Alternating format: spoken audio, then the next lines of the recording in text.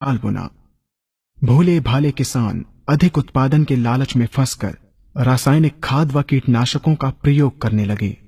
बैलों की जगह ट्रैक्टर से जुताई होने लगी।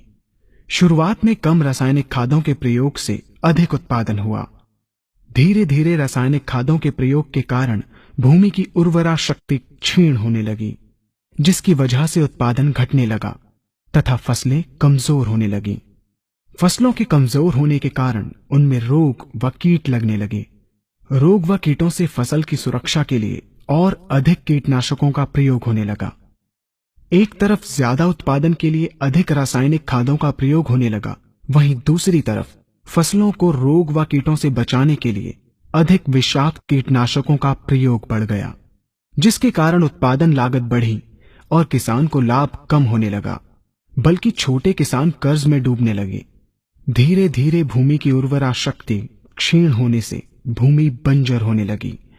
रासायनिक खाद व कीटनाशकों के कारण खाद्यान्न भी विषाक्त हो गए तथा जलवायु भी प्रदूषित हो गई, जिसके कारण मानव पशु पक्षियों के स्वास्थ्य पर प्रतिकूल प्रभाव पड़ा, जिसका परिणाम आपके सामने है। मानव स्वास्थ्य पर रासायनिक खादों के पड़ने वाले प्रभाव को आप ऐसे समझें।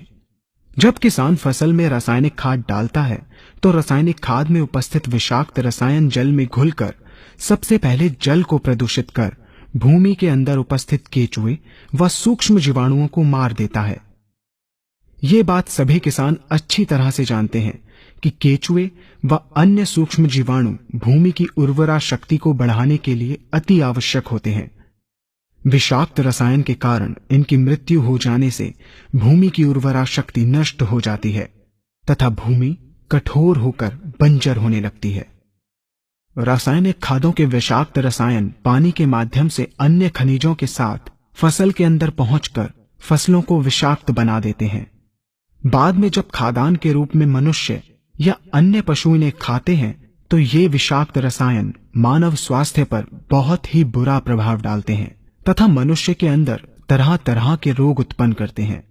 जब हम जैविक खाद का प्रयोग भूमि पर करते हैं तो जैविक खाद पानी में मिलकर पानी को प्रदूषित नहीं करती।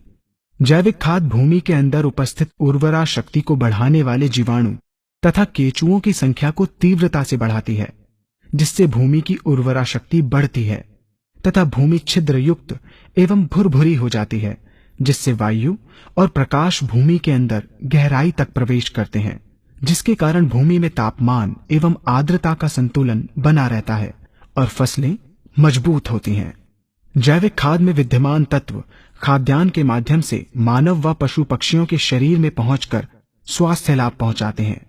जैविक खादों के प्रयोग से फसलें अच्छी और मजबूत होती हैं, जिसके कारण उन पर रोगों एवं कीटों का ज्यादा प्रभाव नहीं पड़ता।